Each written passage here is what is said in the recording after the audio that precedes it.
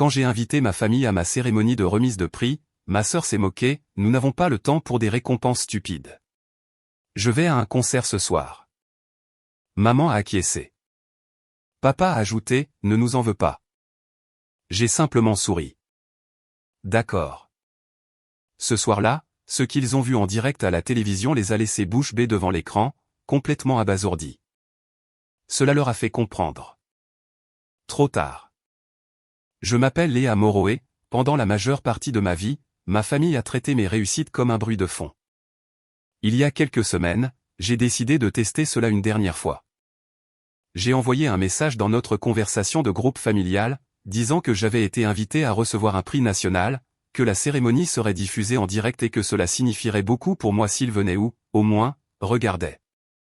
J'ai observé la bulle de frappe clignoter, me préparant. Ma sœur a répondu la première. Elle s'est moquée du message, a qualifié le prix de stupide et a dit qu'elle allait à un concert à la place. Un instant plus tard, ma mère est intervenue. Puis mon père a ajouté la phrase qui m'est restée en tête, ne nous en veux pas si nous n'y allons pas. Comme si ma plus grande soirée était une sorte de corvée facultative que j'essayais de leur imposer par la culpabilité. J'ai lu leur message 2 fois. Je n'ai pas argumenté, je n'ai pas expliqué ce qu'était réellement le prix, je ne leur ai pas dit qui serait dans cette salle ni combien de personnes regarderaient. J'ai simplement souri, tapé un seul mot, d'accord, et posé mon téléphone, écran contre la table. Cette décision a tout changé. Le soir de la cérémonie, leurs billets de concert n'ont pas empêché ceux qui allaient suivre. Pendant qu'ils criaient en chœur sur les chansons, mon nom était prononcé à la télévision en direct, mon visage remplissant les écrans au-dessus de leur tête. Et soudain, tout le monde autour d'eux savait exactement qui j'étais, bien avant que ma propre famille ne le sache vraiment. Avant que je vous dise ce qu'il a dit et ce qui s'est passé après que je sois sorti, dites-moi, quelle heure est-il pour vous en ce moment? Et d'où regardez-vous? Je suis curieuse de voir jusqu'où cette histoire voyagera. Oh, pour comprendre comment tout cela a pu arriver, vous devez savoir comment c'était de grandir dans la maison des Moreau. Sur le papier, nous ressemblions à n'importe quelle autre famille d'un quartier calme de Nice. En réalité, nos rôles étaient établis bien avant que je sois assez grande pour le remarquer. J'étais l'enfant qui gérait les choses, celles dont les professeurs n'avaient jamais à se soucier. Ma sœur aînée, Chloé Moreau, était la personne autour de laquelle tout le monde gravitait.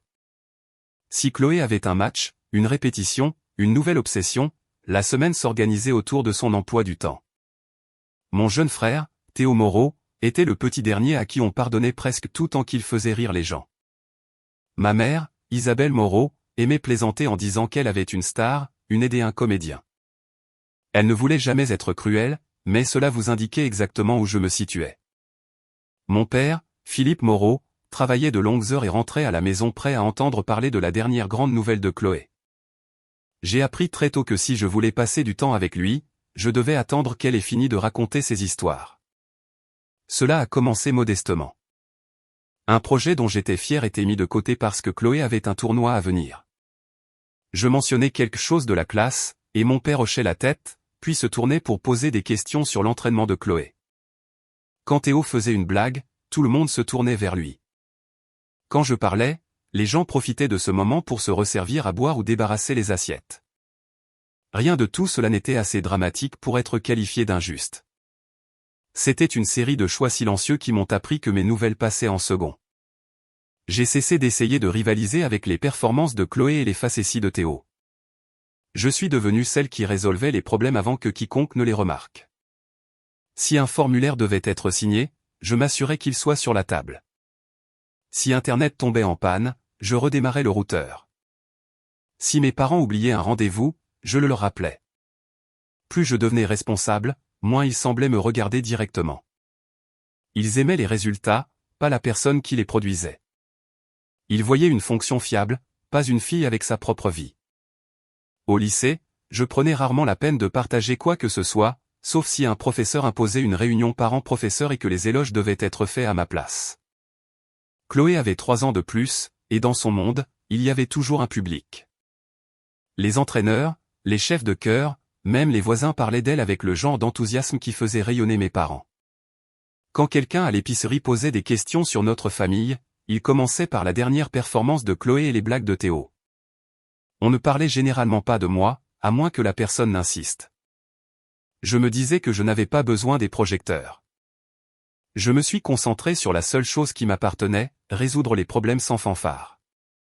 J'ai trouvé ma voie dans un domaine où le travail comptait plus que la personne qui le faisait, où je pouvais rester en coulisses et laisser les résultats parler d'eux-mêmes.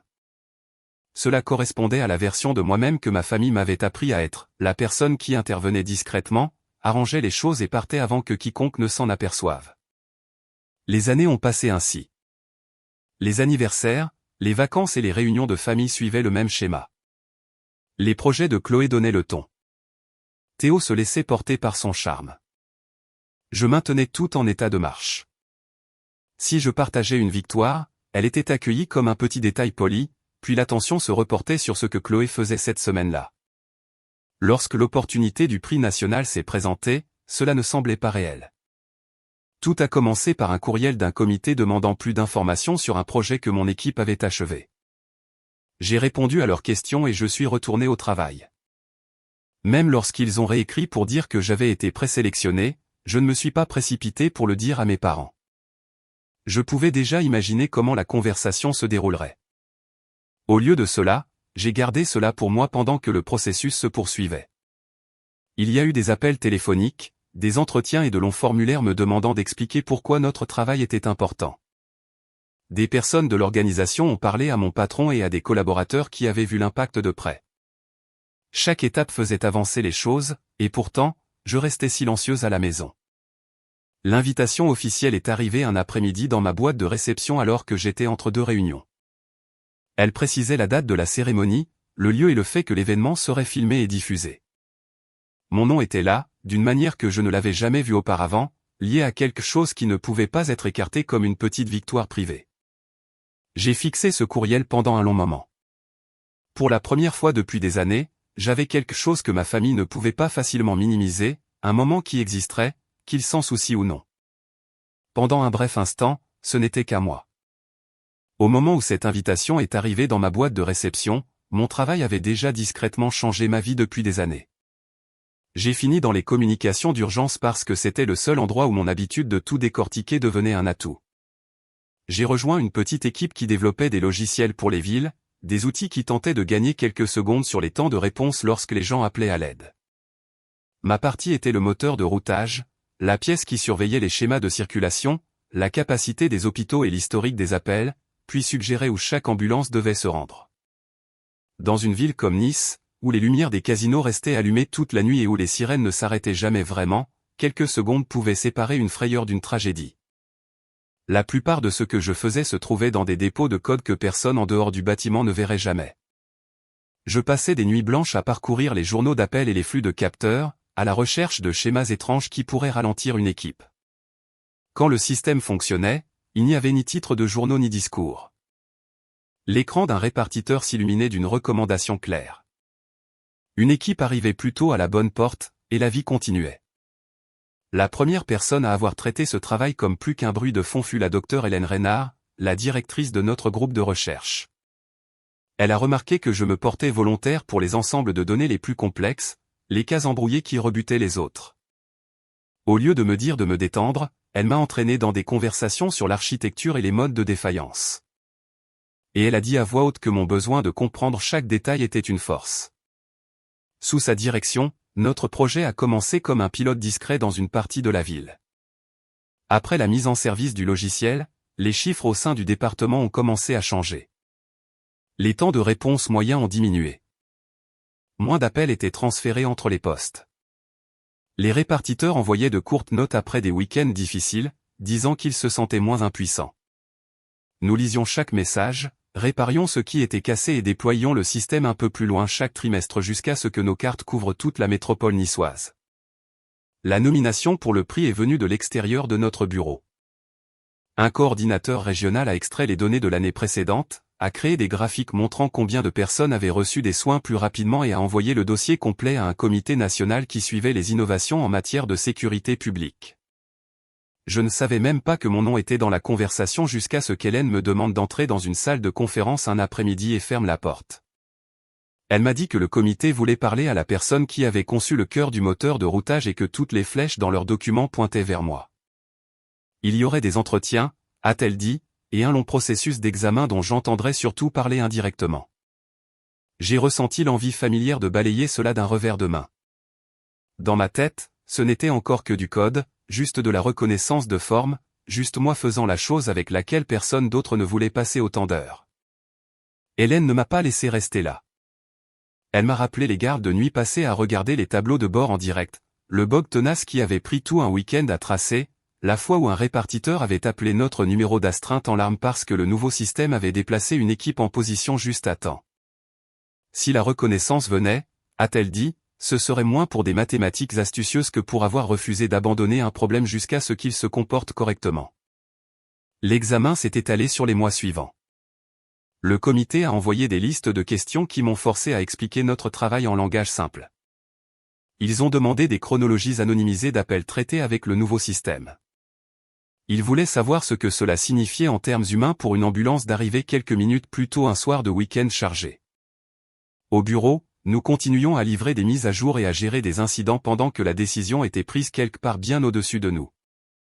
Il était plus facile de se concentrer sur le prochain déploiement que d'imaginer la salle dans laquelle ces gens étaient assis avec mon nom à leur ordre du jour. Quand le courriel officiel est enfin arrivé, j'ai dû le lire 2 fois avant qu'il n'ait un sens. Le sceau d'une agence nationale se trouvait en haut de la page. Le message disait que j'avais été sélectionné pour recevoir un prix national de l'innovation en sécurité publique, que la cérémonie se tiendrait dans la salle de bal d'un hôtel du centre-ville et que le programme serait enregistré et diffusé dans le cadre d'un événement plus large honorant différents types de services. Il y avait une ligne sur la possibilité d'amener des invités, une brève note sur un éventuel intérêt des médias et un lien vers un programme rempli d'instructions de sécurité. Pendant une journée, j'ai gardé cette nouvelle entre les murs de notre bâtiment. J'ai transféré le courriel à Hélène et à mon responsable. Des gens sont passés à mon bureau avec des sourires stupéfaits et des tapes dans la main maladroite. Quelqu'un a imprimé l'invitation et l'a scotché sur le réfrigérateur de la salle de pause. Mon chef d'équipe a plaisanté sur le fait de pratiquer notre posture au cas où une caméra balayerait notre rangée.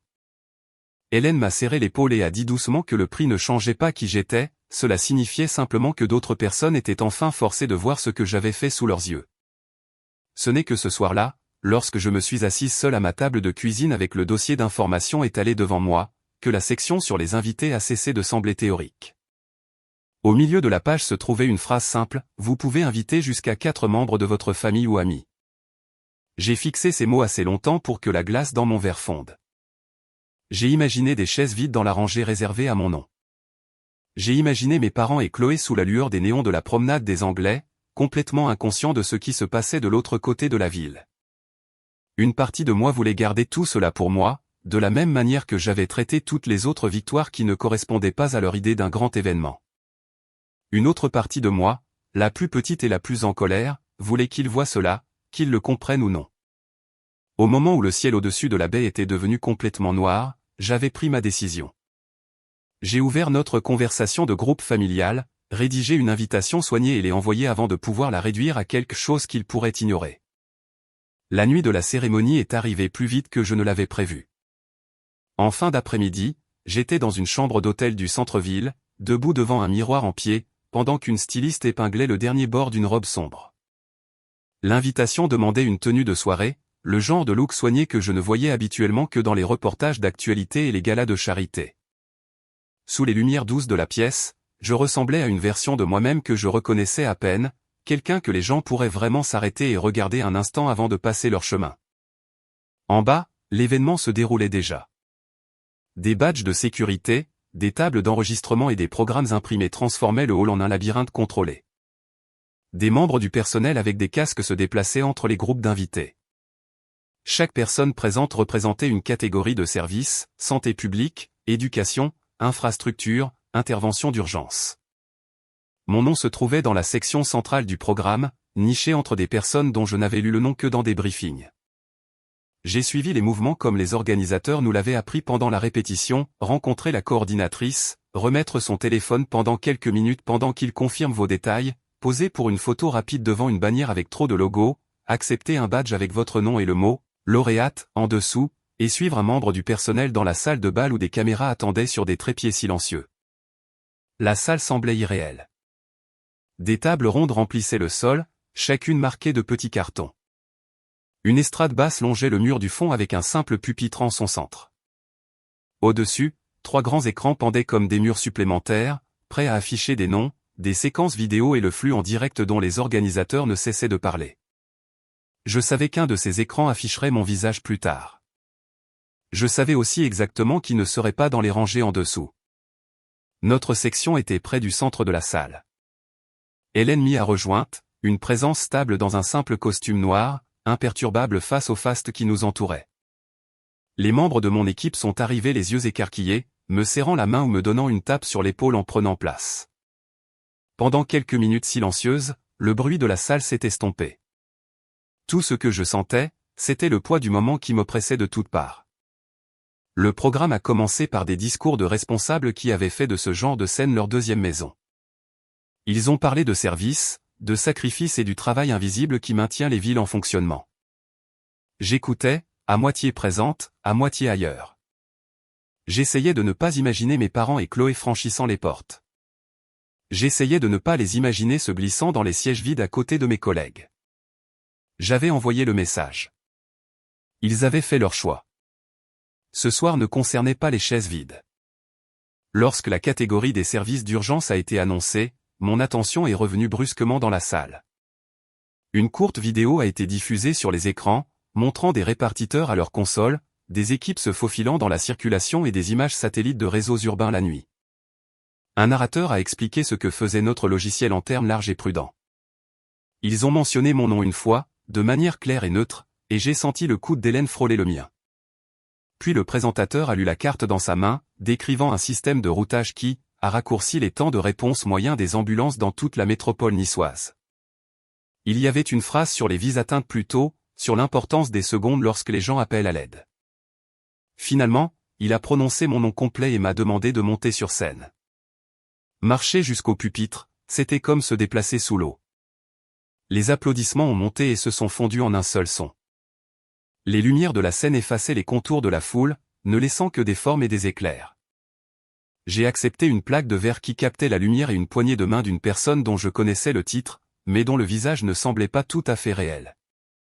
Un photographe a capturé l'angle où je souriais sans tout à fait croire que tout cela se produisait. Quelque part au fond de mon esprit, une scène plus petite se déroulait. Je pouvais presque voir ma famille à la salle de concert de l'autre côté de la ville, déjà à leur place pendant que le groupe terminait une chanson. J'imaginais les écrans du hall diffusant des publicités, puis, brièvement, un segment d'actualité sur l'événement où je me trouvais. J'imaginais mon propre visage apparaissant entre les publicités de bière et les dates de tournée, mon nom imprimé au bas d'un flux dont ils n'avaient pas pris la peine de s'informer. Après avoir quitté le pupitre et être retourné à la table, le reste du programme a continué autour de moi comme un film que j'avais déjà vu. Plus de noms, plus d'applaudissements, plus d'histoires de travail qui restent habituellement dans l'ombre. Mon téléphone, silencieux dans mon sac, a vibré une fois avec une notification en captant à nouveau le signal du bâtiment. Ailleurs dans la ville, un autre ensemble d'écrans a clignoté, et ma famille a enfin vu la chose à laquelle ils avaient été trop occupés pour assister. Une fois le programme terminé et les caméras éteintes, la salle de bal s'est vidée dans des échos feutrés et des bruits de verre. J'ai récupéré mon téléphone à la table d'enregistrement et l'ai senti vibrer sans arrêt dans ma main, l'écran s'illuminant d'un arriéré de notifications qui s'empilaient plus vite que je ne pouvais les effacer. La plupart des alertes étaient celles que j'attendais, des messages de collègues, des courriels de responsables de la ville, un long fil de discussion de notre canal d'opération où quelqu'un avait posté une capture d'écran floue de moi sur scène. Enfouis sous tout cela se trouvaient des dizaines d'appels manqués des 4 mêmes numéros et un flot de textos non lus dans le fil de discussion familiale. L'horodatage de la première vague correspondait parfaitement à l'heure où le concert aurait fait une pause. J'ai ouvert la discussion et laissé la barre de défilement sauter. En haut se trouvait mon invitation, discrète et petite. En dessous, la réponse où ma sœur avait rejeté le prix comme une corvée inutile, et où mes parents s'étaient rangés de son côté. En dessous de cela, le ton a radicalement changé. Les messages de ma mère étaient des blocs anxieux, parlant des écrans géants au-dessus de l'arène et des gens se retournant pour regarder quand mon nom est apparu. Mon père avait écrit que des étrangers leur demandaient s'ils étaient de ma famille, ajoutant des commentaires sur leur fierté, sur à quel point tout cela était incroyable. Les textos de Chloé étaient plus courts, plus secs, pleins de points d'exclamation qui faisaient de tout une performance pour une foule invisible. J'ai lu chaque message lentement. il décrivait le bruit dans la salle lorsque l'extrait de la cérémonie est apparu, la façon dont les fans à proximité avaient essayé de prendre des photos de la diffusion, les questions qui ont suivi lorsque la légende sous mon image a précisé mon titre de poste. Personne n'a mentionné le fait qu'ils avaient choisi un concert plutôt que d'être dans la salle. Ils ont écrit sur le choc, la fierté et l'incrédulité, comme si la seule chose qui comptait était à quel point la révélation avait été spectaculaire. Pendant un instant, un vieux réflexe a surgi, l'instinct d'arrondir les angles et de rassurer tout le monde. Je pouvais presque m'entendre taper des messages rassurants, expliquer le projet en termes simples, détourner l'attention de ce qu'ils avaient fait pour la porter sur l'avenir passionnant qui s'annonçait. Mes pouces ont plané au-dessus du clavier pendant que cette version de la conversation se déroulait dans ma tête. Au lieu de cela, j'ai verrouillé l'écran et baissé le téléphone. Mon équipe attendait à la table, partagée entre la célébration et la fatigue qui suit une longue campagne. Hélène a haussé un sourcil en voyant mon visage et m'a prise sur l'appareil. J'ai secoué la tête une fois, pas prête à en parler, et je me suis laissé entraîner dans les petites tâches pratiques de la soirée, terminer la photo de groupe, remercier les organisateurs, trouver dans quel fil de covoiturage attendre à l'extérieur de l'hôtel. Au moment où j'ai atteint mon appartement, la ville avait commencé à se calmer. J'ai posé la plaque sur le comptoir, enlevé mes chaussures et finalement rouvert le téléphone. Les notifications non lues s'étaient multipliées. À côté du fil de discussion familiale se trouvaient des messages de parents éloignés, d'anciens camarades de classe et de voisins de l'impasse où j'avais grandi. Des liens vers des extraits d'actualité accompagnaient leurs notes avec des légendes sur à quel point c'était fou de voir mon visage lors d'une sortie sur la promenade. De retour dans la conversation familiale, le ton avait de nouveau changé. Le choc frénétique de la première vague s'était refroidi pour devenir quelque chose de plus calculé. Ma mère demandait si les nouvelles locales voudraient leur parler de ce que c'était que d'élever une fille aussi dévouée. Mon père se demandait à voix haute si la ville serait intéressée par une histoire sur le quartier d'où je venais. Chloé a suggéré l'idée de poster une vieille photo de nos enfants avec une légende sur le fait d'avoir toujours cru en moi. J'ai fait défiler jusqu'à atteindre le point où leur nouveau plan se trouvait juste au-dessus des lignes où ils avaient balayé l'invitation. Puis j'ai pris une série de captures d'écran et les ai enregistrées dans un dossier avec un nom que seul moi reconnaîtrais. Je n'ai pas répondu. Le fossé entre ce qu'ils disaient maintenant et ce qu'ils avaient dit avant ne semblait pas pouvoir être comblé par quelques messages de fin de soirée. Dehors, par ma fenêtre, la baie brillait de ses couleurs habituelles, indifférente à qui avait été acclamé dans les salles de bal ou les salles de concert ce soir-là. Dans mon salon, pour la première fois depuis longtemps, je me suis permis de m'asseoir avec la vérité de ce que leurs mots signifiaient réellement. Le matin s'est installé sans demander quel genre de journée je voulais qu'il soit. Je me suis réveillé avec la lumière du soleil filtrant à travers les stores et la faible vibration de mon téléphone sur la table de chevet. Pendant une seconde, j'ai imaginé que c'était juste le flot habituel de courriels professionnels, un autre cycle de petits problèmes nécessitant des solutions discrètes. Puis j'ai vu le même groupe de noms en haut de l'écran, superposé avec des expéditeurs à qui je n'avais pas parlé depuis des années. J'ai posé l'appareil face contre table et suis allé faire du café. Le calme de mon appartement semblait fragile, quelque chose que je devais protéger avant de laisser entrer les réactions des autres. Quand la tasse fut chaude dans mes mains, je me suis assise à la table et j'ai déverrouillé le téléphone. Les journalistes avaient déjà commencé à tourner autour. 2 chaînes locales demandaient des entretiens. Un média régional voulait filmer dans notre bureau. L'équipe de communication de mon département avait envoyé une note sur la gestion des demandes, me rappelant que je n'étais pas obligé de dire oui chaque fois que quelqu'un pointait une caméra vers moi. Sous ce fil de discussion, l'icône de la conversation familiale brillait toujours. Quand je l'ai rouverte, le schéma de la nuit était clair. Après la première vague de choc, mes parents étaient passés directement à la planification. Ils se demandaient quels parents appeler, quels voisins seraient les plus impressionnés, si un journaliste pourrait vouloir des images de la rue où j'avais grandi. Les messages de Chloé se lisaient comme des brouillons de publications publiques, une nostalgie polie et des affirmations sur le fait d'avoir toujours su que j'étais destiné à de grandes choses.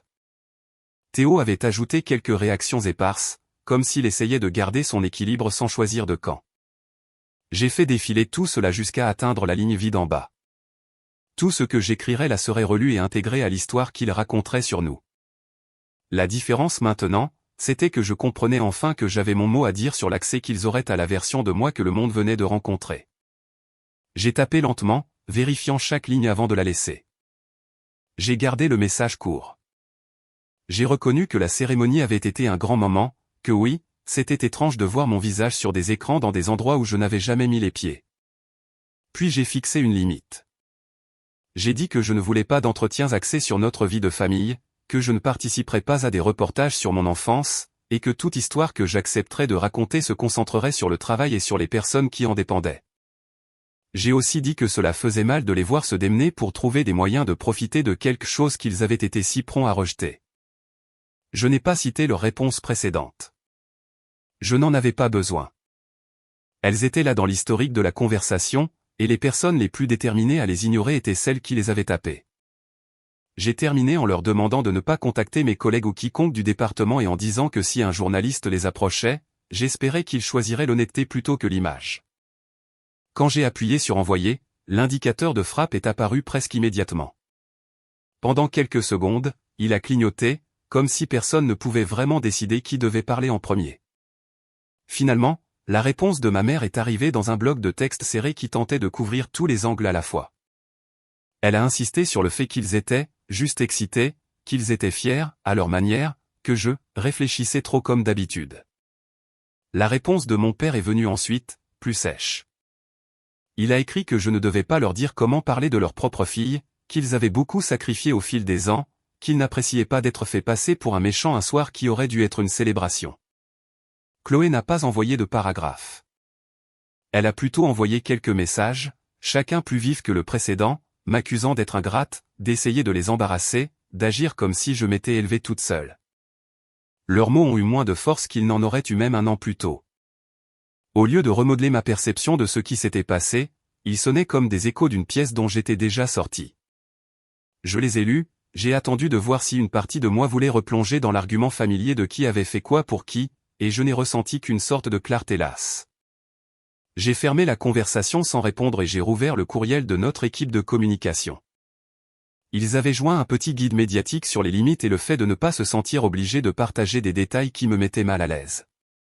Vers la fin, il y avait une phrase sur le fait que les personnes les plus proches de nous pouvaient parfois être les moins préparées à l'attention publique et qu'il était acceptable d'imposer une distance. En lisant ces mots, j'ai réalisé que je n'avais pas à attendre que quoi que ce soit change. La distance n'était pas une punition ici, c'était un ensemble de coordonnées que je pouvais choisir pour moi-même. Je suis retourné une dernière fois au fil de discussion familiale et les mis en sourdine pour une année entière. Puis j'ai ouvert les fenêtres de conversation individuelles une par une et j'ai également désactivé leurs alertes. Les messages arriveraient toujours s'ils en envoyaient, mais ma maison resterait silencieuse à moins que je n'en décide autrement. Les semaines qui ont suivi n'ont pas ressemblé à un tour d'honneur. Elles ont ressemblé à une réinitialisation. Au travail, le prix est devenu une sorte de raccourci. De nouvelles personnes ont rejoint l'équipe et il a fallu leur expliquer pourquoi des inconnus se présentaient parfois avec des caméras. Des répartiteurs m'arrêtaient dans le couloir pour partager de petits détails que je ne voyais jamais sur un tableau de bord, un enfant qui arrivait à l'hôpital avant qu'une crise ne s'aggrave, une voisine âgée qui n'avait pas à passer une nuit seule par terre parce qu'une équipe était arrivée assez vite pour l'aider à se relever. Hélène a utilisé l'attention des médias pour demander plus de financement, plus de personnel, plus de personnes têtues qui détestaient les problèmes non résolus autant que moi. Au cœur de cette dynamique, ma vie personnelle s'est réorganisée autour de choix plus discrets. J'ai gardé mon numéro de téléphone, mais j'ai retiré le fil de discussion familiale de mon écran d'accueil. Je suis allé dîner avec des collègues qui étaient devenus des amis, des gens qui savaient combien le projet avait coûté et qui n'avaient pas besoin que je le minimise pour les mettre à l'aise.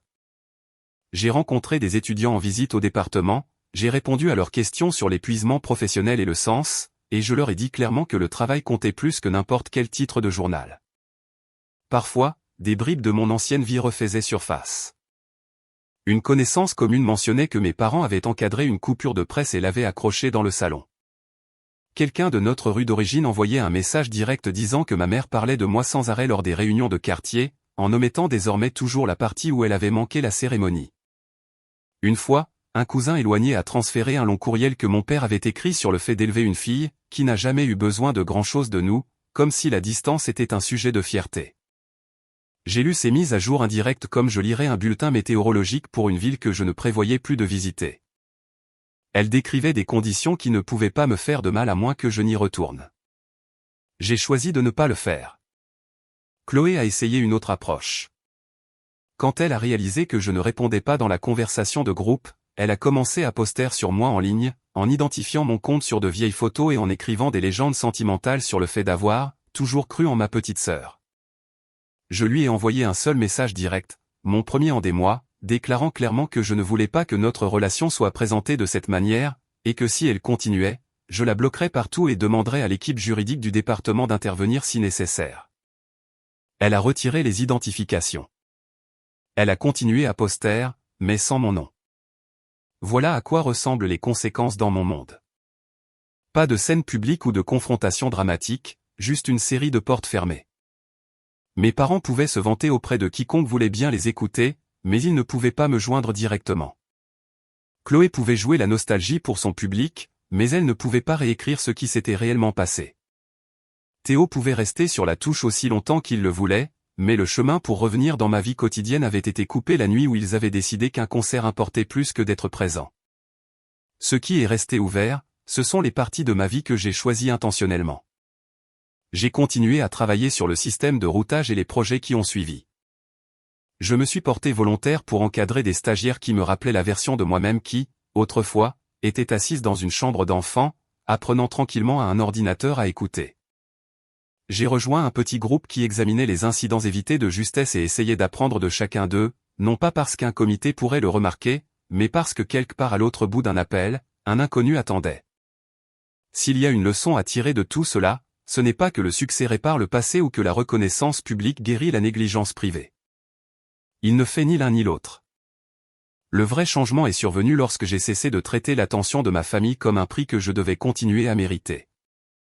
J'ai construit une vie où les personnes les plus proches de moi savaient ce que je faisais, se souciaient de son importance et étaient présentes bien avant qu'une caméra n'apparaisse. Si vous retenez quelque chose de mon histoire, que ce soit ceci, vous avez le droit de tracer vos propres limites. Vous avez le droit de décider quelles invitations comptent et lesquelles ne comptent pas. Vous avez le droit de vous éloigner des personnes qui ne se souviennent de votre valeur que lorsque quelqu'un d'autre la leur énonce sur un écran.